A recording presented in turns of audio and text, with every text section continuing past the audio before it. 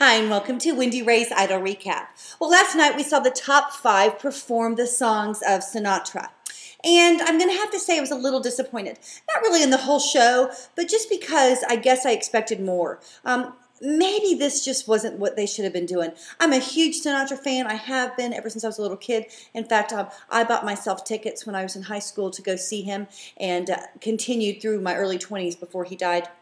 And I would always try to get as close as I could. The best I did was third row, but it was good enough for me. And I would stand there and treat him like he was a rock star. Absolutely adored him. So I was kind of looking forward to this, and I was a little disappointed. I think we had 2 really great performances. We had 2 good performances, and then one that just, wasn't really good at all.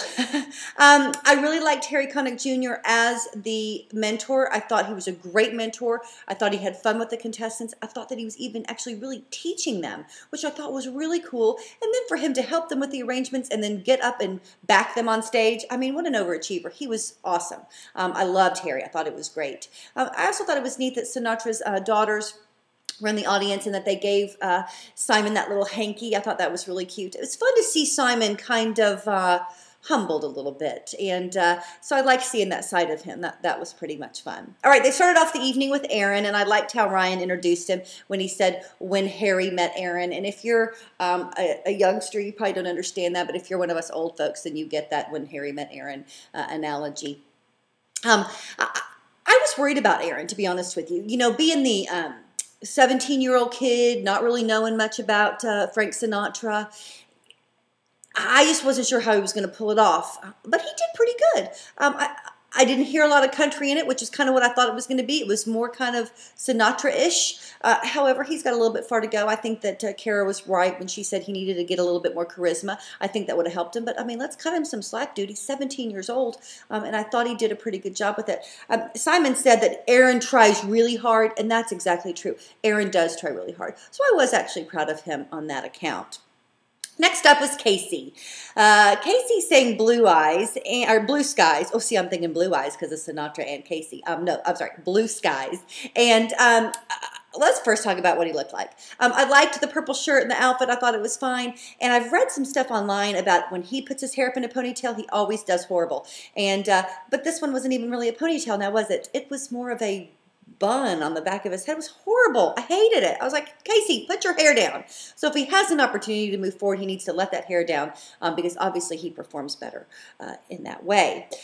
I didn't really like the performance. I think Casey hit a few good notes. The problem was those long notes brought out the whole fact that he's been called a goat and been called a lamb. On the internet, it's been all over the place. It's just really sad that the judge had to bring that out and make him feel bad. I just wanted to go up and hug him when the judges were talking to him, not only because he's hot, but because I felt really sorry for him. God love him. But he smiled and he acted like, it was okay. And when Ryan asked him if he was uncomfortable up there, he was like, oh yeah, he didn't like not having his guitar. And so that was a really uncomfortable time for Casey. Considering that, I guess it wasn't as bad as it was, but, I just think he may be in big, big trouble this evening.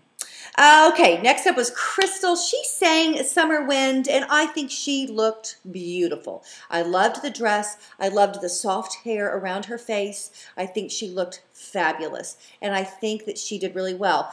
It was far better than last week. Now, was it as good as previous weeks? Absolutely not, but still much better than last week. I really liked her kind of coolness and her swagger. She kind of nailed it really well, so I was proud of her about that. But it wasn't my favorite of the night, but still very good for Crystal. Next up was Michael Lynch. Now, I think that Michael really listened to Harry, and I think that it paid off for him.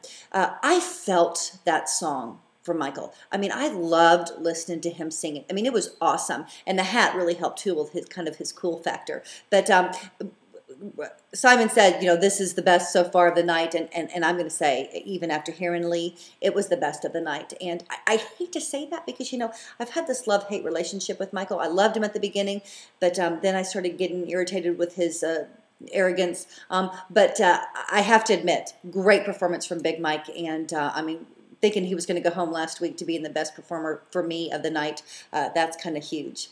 They closed the show with Lee DeWise. He sang That's Life. This is my favorite my favorite Sinatra song. I love, love, love this song, and I loved Lee doing it. That last note, blah, blah, blah, easy for me to say. That last note, I get so excited, was ridiculous. I mean, it was awesome. I loved it. Now, I will tell you, he had a little bit of trouble when he sang back in the race. At the very beginning of the word back, that note he hit was off key and not good. But besides that, it was an awesome, awesome, awesome performance. And him and Harry's reaction together was kind of cute. I thought they were fun to watch. Maybe they're developing another bromance. I'm just saying. Okay, who were my favorites of the night? Obviously, we know they were Lee and Mike. Mike taking it a little bit over Lee, but both of them were the best. All right, now here's the hard part. Who are going to be in the bottom three? Who knows? I mean, good Lord, we're at the top 5. It's going to be hard every week. Based on the performances, it's going to be, based solely on the performances, in my opinion, it's going to be Aaron, Crystal, and Casey being the one to go home. Now, what I really think is going to happen is I don't think Crystal could ever be in the bottom 3. I think she's got too big of a fan base. She's got too many voters, and they're never going to let that happen. So I don't think she'll get there. I don't think she'll be in the bottom 3.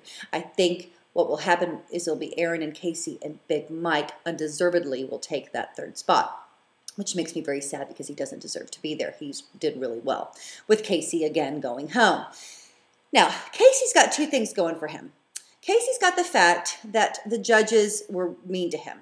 And when judges are mean, America reacts by voting. And so Casey has that going for him. The other thing that Casey has going for him is that Vote for the Worst was a Big Mike supporter. And then all of a sudden, at the end of the show last night, they dumped Big Mike and jumped on the Casey bandwagon and had all of their Vote for the Worsters, is what they call them, vote for Casey. Now, I don't like to give them a lot of credit. However, that could help him a little bit. So you just really never know, to be honest with you. And again, at this point of the competition, it could be anybody's ball game, honestly. And for the most part, you know, like I said at the beginning, they had 2 real standouts, and then they had 2 good performances, and then they had Casey. So we're just going to have to wait and see tonight during the results show. And you never know; it could be a huge shocker.